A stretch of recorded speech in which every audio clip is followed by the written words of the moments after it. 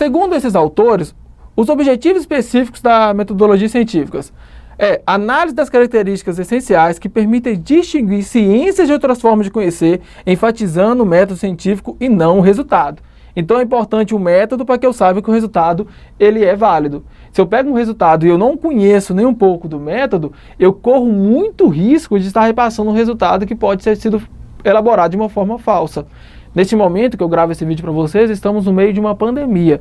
E durante essa pandemia, diversas foram as notícias que foram reportadas por diversos canais de mídia, mídias formais e mídias não formais. Então, por diversas vezes, a gente esteve falando resultados de pesquisas ou resultados de estudos que não condiziam com a verdade. Por que não condiziam com a verdade? Porque o método científico utilizado para chegar àqueles resultados não eram reais. Muitas vezes até de maldosos, né, pessoas que queriam realmente confundir as pessoas ao ler aqueles resultados, ou muitas vezes não.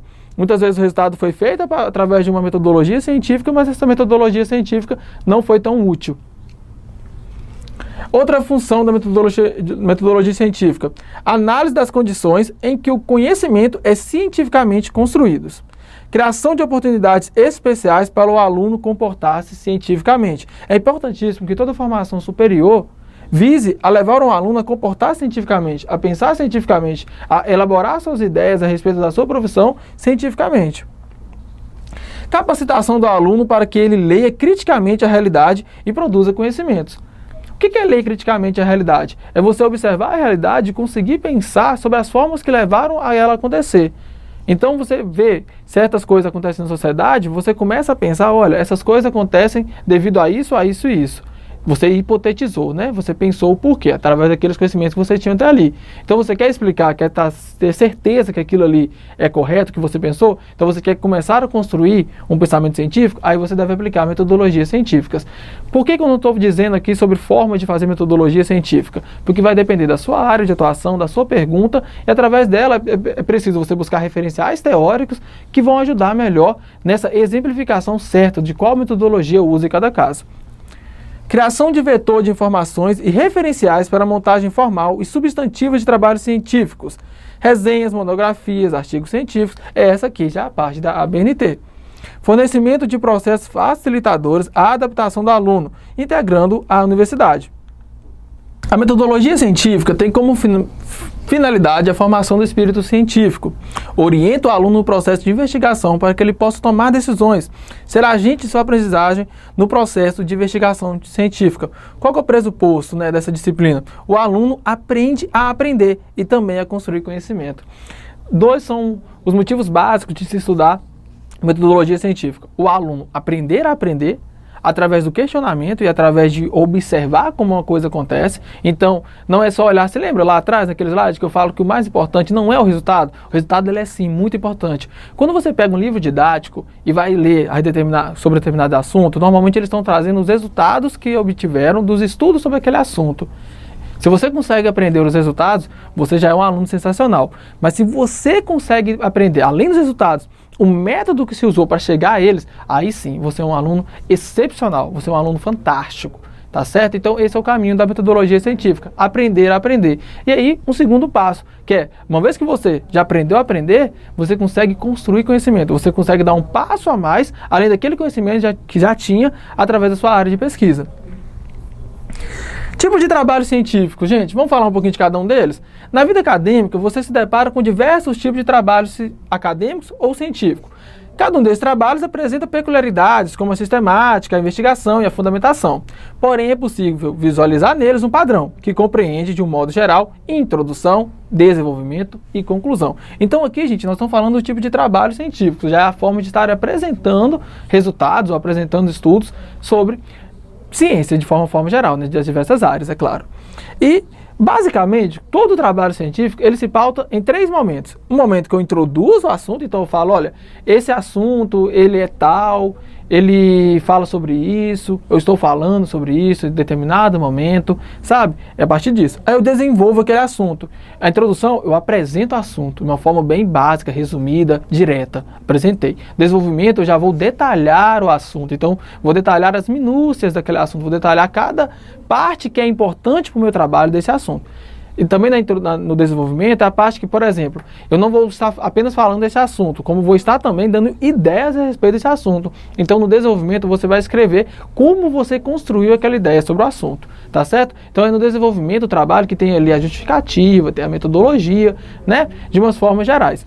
O terceiro ponto é a conclusão. Então, apresentei o assunto, desenvolvi sobre o assunto, talvez eu tenha teorizado sobre o assunto, eu tenha hipotetizado sobre o assunto, eu tenha feito diversas coisas sobre esse assunto, então eu detalhei bastante o que foi feito aqui. E aí depois eu chego a uma conclusão sobre determinado assunto. Olha, através desse estudo que eu fiz, nós chegamos à seguinte conclusão sobre esse fenômeno observado.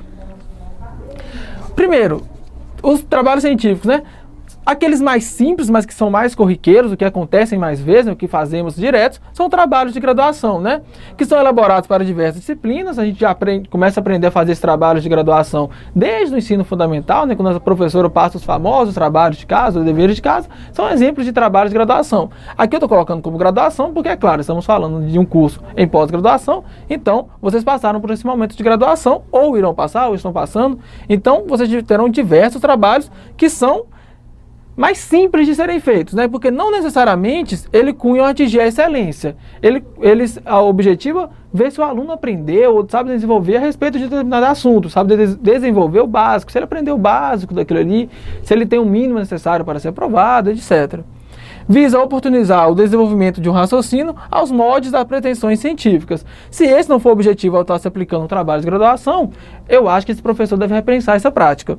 Normalmente pretendem uma revisão bibliográfica ou literária de um determinado assunto. A maioria, gente, é claro, eu estou falando aqui de uma forma típica, tá? A maioria dos trabalhos feitos em disciplinas de graduação, eles são feitos com o objetivo que o aluno faça uma breve revisão bibliográfica ou literária de um assunto. Então o professor pede para ler um texto, ou pede para consultar algum artigo, ou para discorrer a determinado assunto, porque a partir disso você consulta a bibliografia que existe até ali. O que é bibliografia, gente? É o que outros autores escreveram sobre aquele assunto até aquele momento, tá certo? Isso é o que a gente chama de literatura, o que a gente vai chamar também de referências biográficas, é o que a gente chama de bibliografia consultada, tá joia? É o que outros autores falaram sobre aquele assunto. Assimilar conteúdo específico de uma área científica. É um outro objetivo também de trabalho de graduação. Nós temos os nossos famosos, temíveis, amados trabalhos de curso, TC ou TCC. Normalmente as instituições chamam de TCC, que é Trabalho de Conclusão de Curso. Então é uma monografia sobre um assunto específico, escolhe-se o tema e vai discorrer a respeito dele, vai aplicar uma certa metodologia nele, vai chegar a determinadas conclusões. Faça uma investigação sobre determinados temas ou fenômenos por meio de análise, reflexão e produção textual. Muito importante, talvez a parte que mais temida é a parte da produção textual. Mas eu digo para você, gente, que essa é a parte que deveria ser mais simples. Porque se você faz uma boa análise e tem uma boa reflexão sobre o tema, está embasado em uma boa literatura, a parte da produção textual se torna simples. E outra dica que eu dou: só é possível aprender a escrever melhor a partir do momento que você ler mais. Então, se você escolheu determinado assunto para ser seu tema de TCC ou seu tema de uma monografia, não importa o nível que você esteja, leia bastante sobre ele. Leia o máximo que você conseguir.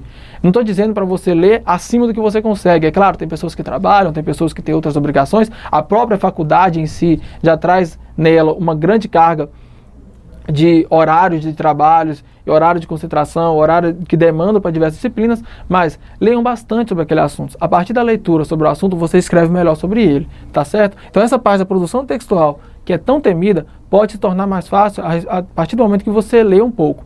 E se você não está no momento de fazer uma monografia sobre determinado tema, tome o hábito de ler, simplesmente ler. Pegue um livro que você goste, pegue livros que você sempre quis ler, comece a ler. Ah, professor, não tem nenhum livro que eu nunca quis ler. Vá numa biblioteca perto da sua casa, vai ao shopping da cidade, procure uma biblioteca, entre ali, comece a ver os nomes dos livros ali. Tenho certeza que algum deles vai agradar você e que a partir do momento que você tiver um bom hábito de leitura, gente, bom hábito de leitura não é ler horas durante o dia. Lê 10 páginas, lê 5 minutinhos. Isso já é um bom hábito de leitura. Você vai passar por esse momento de produção textual, que é importantíssimo na vida acadêmica, que você vai ser exigido disso em vários momentos, vai passar por ele muito mais fácil.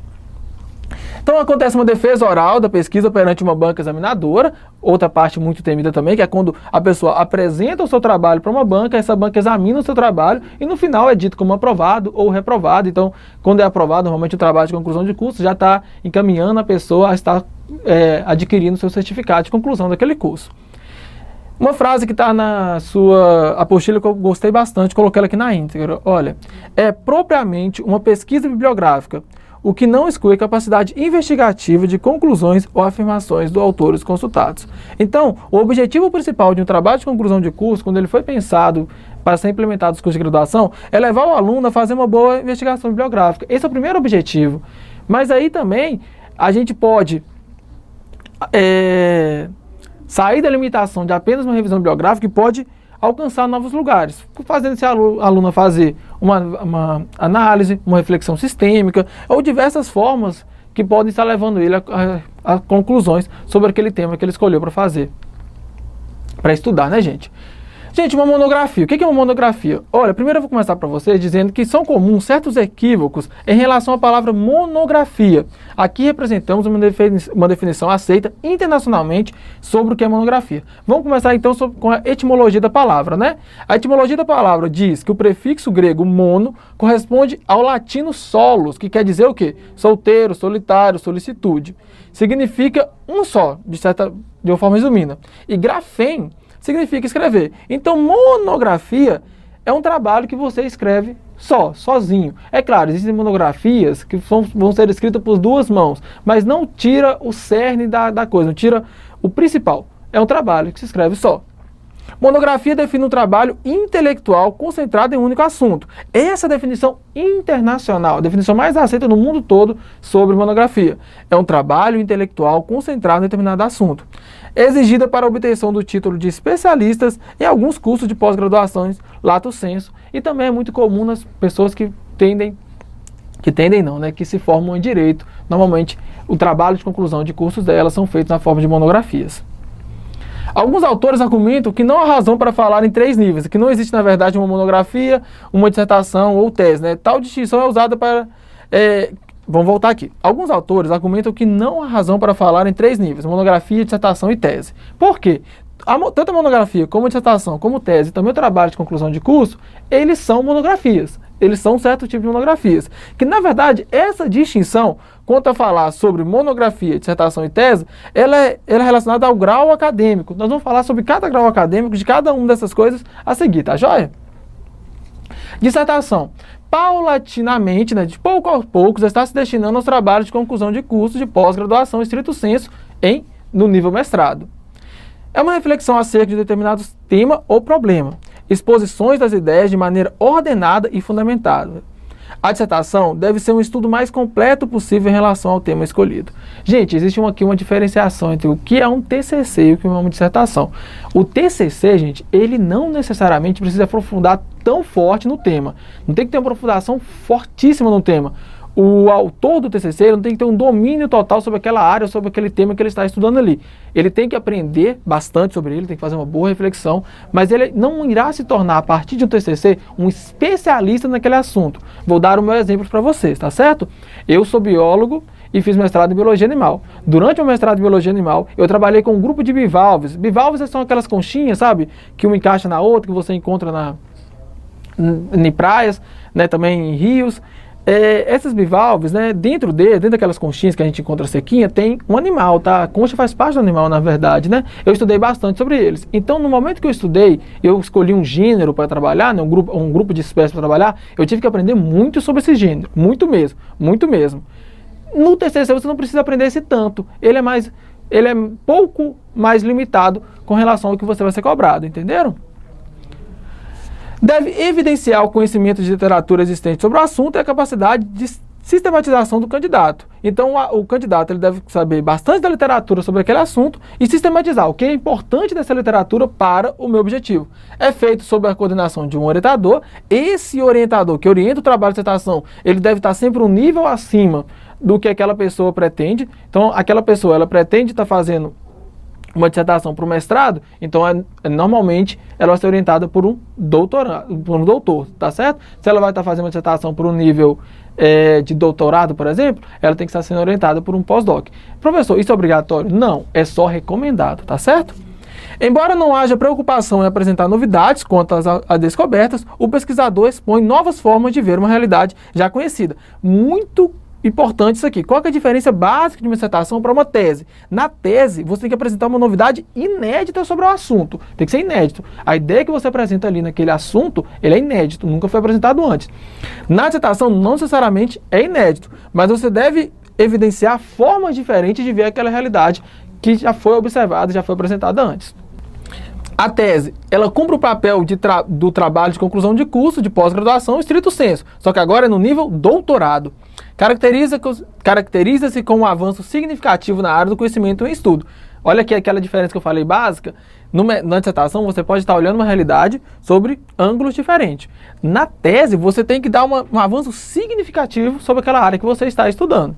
Representa o resultado de um trabalho experimental ou exposição de um estudo científico de tema único e bem delimitado.